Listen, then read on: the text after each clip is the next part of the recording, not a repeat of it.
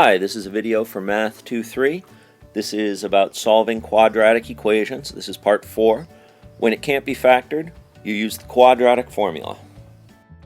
Here is the quadratic formula.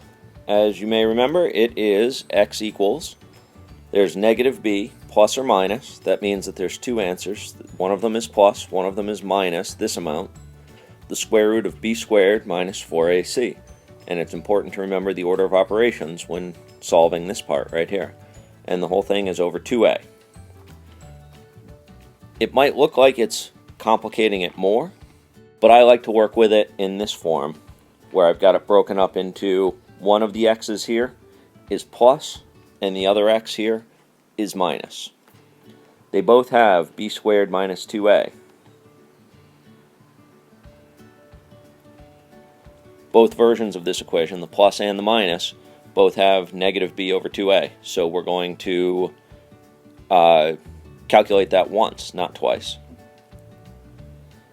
And both sides of this equation have negative b squared, the square root of b squared minus 4ac all over 2a. This part right here, this appears in both versions of the equation. And you need both versions of the equation, the plus and the minus. But since this appears in both of them, we only calculate it once. So, standard form of the equation. We always have to start with our quadratics in standard form of the equation. We'll do some problems later where they don't start off in standard form of the equation, and we have to wrangle them into that form of the equation. But for now, we're going to assume that we've got ax squared first, then bx, then c, and it's all equal to 0. Has to be equal to 0. So let's say we start off with this equation right here. X squared, which is really 1x squared, minus 5x minus 14 equals 0. That tells me that a equals 1. That was easy. B equals negative 5. It's really important that you bring the sign of the number with the number, otherwise you end up with the wrong answer. And of course c equals negative 14. Once we've found those numbers, we're going to plug them into this part first because of the order of operations, because parentheses get done first, and a square root sign, believe it or not, is a form of parentheses. It sections it off from the other part of the equation. And then we're going to do the exponent, and then the multiplication, and finally the subtraction. So, back to the problem at hand. A was 1, B was negative 5, and C was negative 14. What I'm going to do is just plug these numbers into this big square root sign.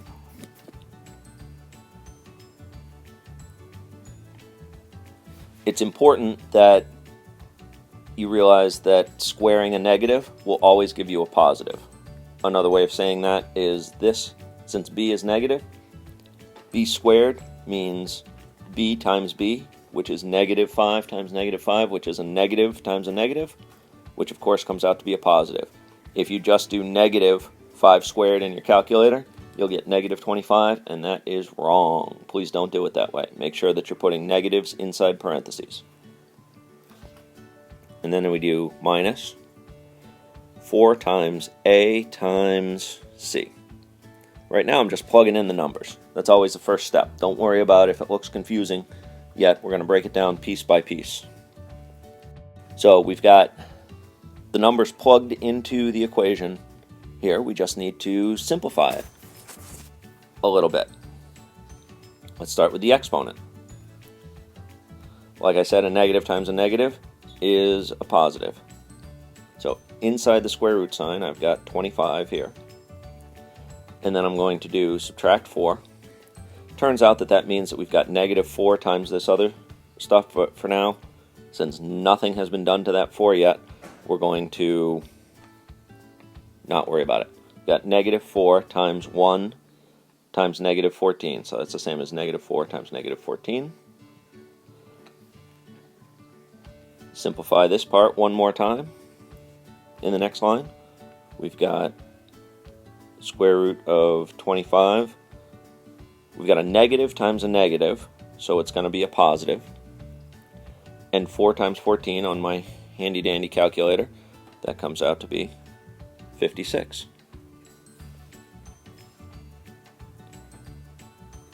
Too much square root sign. So this equals the square root of 81, which I know that one in my head, but you can check it on your calculator. The square root of 81, of course, is just 9. We are not done with the problem, but we're done with the hardest part of it, I think. This part right here, the square root of b squared minus 4ac, all comes out to be 9. Don't square that or square root it anymore. I know you could square root it again if you wanted to, but we've square rooted 81 to get positive 9, and that's the number that we want. So let's look at this. We've got x equals, and if I put this back together with the plus or the minus, x equals negative b over 2a plus or minus all that mess that we just did, just comes out to be 9. So it's x equals negative b over 2a plus or minus 9 over 2a. Let me plug in the rest of the numbers I have.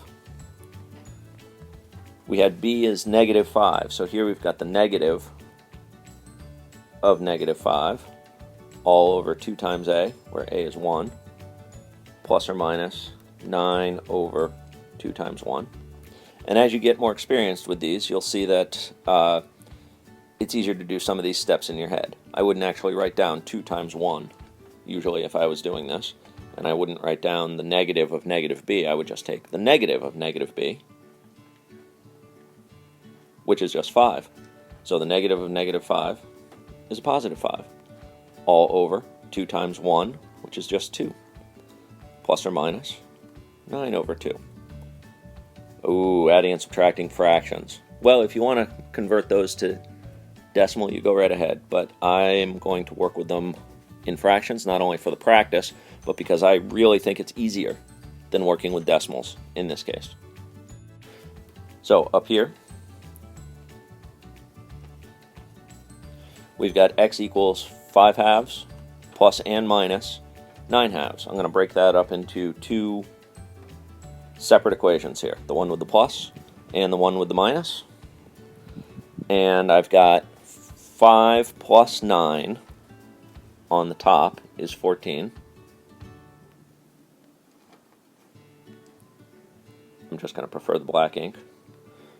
5 plus 9 equals 14, all over 2, which equals 7. That's one of my answers right there, 7. And then 5 minus 9, that's negative 4 over 2. So the other answer is negative 2.